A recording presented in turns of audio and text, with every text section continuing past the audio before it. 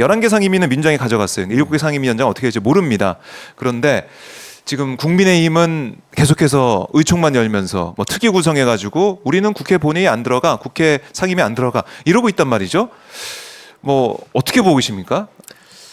원래 네. 국회 구성은 사실은 국회법에 정해진 거는 없죠. 네. 그래서 항상 협상을 했잖아요. 국회 개원 전에 협상을 했는데 네. 그러면서 개원이 늦춰지는 적도 여러 번 네. 있었죠. 많이 그러니까 늦춰졌었죠. 원래는 여야 협상으로 원구성을 하는 게 맞는데 네. 민주당이 11개를 이제 먼저 선점하고 했어요. 그러면 예전 같으면 다수당이 저렇게 나가면 야 너무 심자랑하는 거 아니야? 독주하는 거 아니야? 뭐 이런 여론이 생길 만도 해요. 네.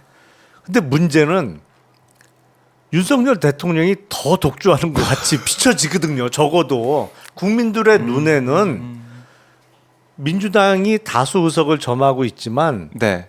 국민의힘 쪽인 집권 세력이 소수당임에도 불구하고 더 자기 마음대로 하는 것처럼 비춰지기 때문에 네. 민주당이 비판을 덜 받는다고 저는 생각을 해요. 아하. 그리고 국민의힘은 예. 일부에선 그러잖아요. 남은 7개 상임위도 민주당이 다 가져가라.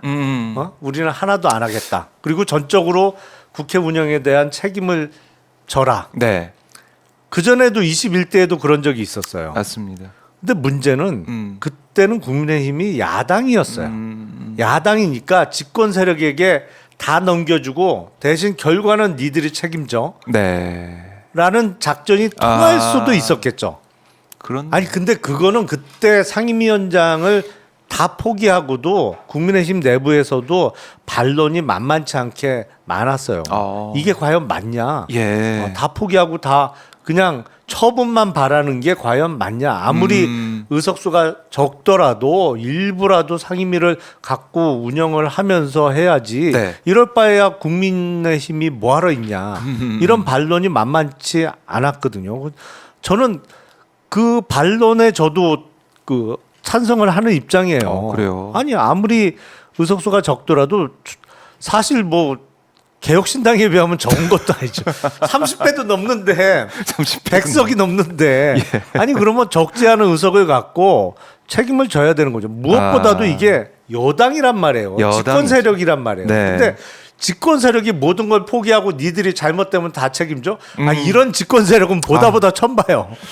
그러니까 책임감이 결여했다는 얘기가 나올 수밖에 없는 것이고, 그리고 이 108명의 의원들이 본회의장에 안 들어가고 본회의장 입구에서 또 의장실 앞에서 앉아가지고 피켓팅하고 있는 모습들, 여당의 모습이라고 누가 믿겠습니까? 이 모습을 보고 국민들이 뭐라고 생각하겠어요? 108석이지. 네. 자꾸 108석 까먹어요. 108석 존재감이 없다 보니까 100석은 살짝 넘긴 거는 기억하는데 108석입니다. 108석인데 이 국민의힘 의원들 특히 초선들은 얼마나 더 들어가고 싶을까 저는 이런 생각도 들고, 상임위원장 할 수 있는 그 3선 의원들은 또 얼마나 애가 탈까.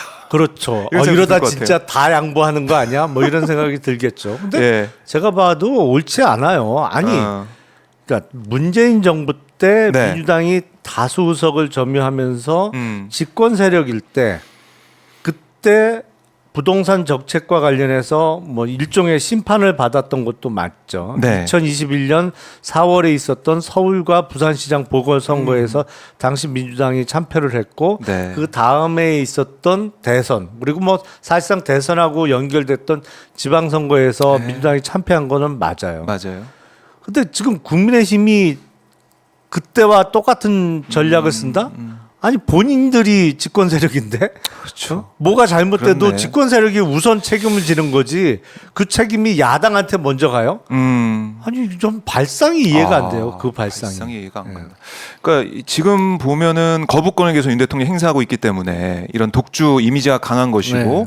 또 민주당 내에서도 이재명 대표가 그러니까 연금 개혁도 그렇고 민생회복 지원금 이 아젠다도 그렇고, 이번에는 이 남북 관계에 있어서도 남북이 좀 당국자 회담을 좀 해서 긴장 좀 낮춰라. 그러니까 이런 식으로 오히려 야당이 여당 역할하는, 정책적으로 그렇고 외교 안보적으로 그렇고 뭔가 아젠다를 던지면서 주도해 나가는 모습을 보이다 보니까 국민의힘이 존재감이 너무 없어요 지금. 그렇죠. 사실은 정책의 어떤 개발 내지는 네네. 정책을 추진한다는 면에서는 지금 국민의힘은 거의 능력이 제로로 어. 보여요. 뭘 던지는 게 없잖아요. 화두가. 그렇죠. 연금 개혁도 사실상 이 정부에서 포기했던 거죠. 왜냐면 정부 안이라는 게 없었잖아요. 그렇죠.